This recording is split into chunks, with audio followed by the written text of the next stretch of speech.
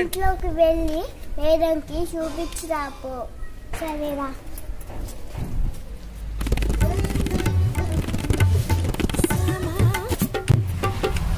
Excuse me madam. Madam madam ఎవరు? Madam చీమల powder అంటారా?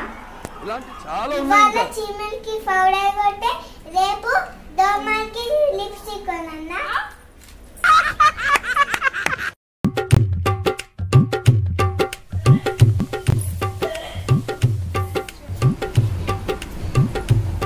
వాడు ఇంకా పారిపోతున్నారా? పారిపోయి పెళ్లి చేసుకున్న వాడు కాదు మొగాడంటే.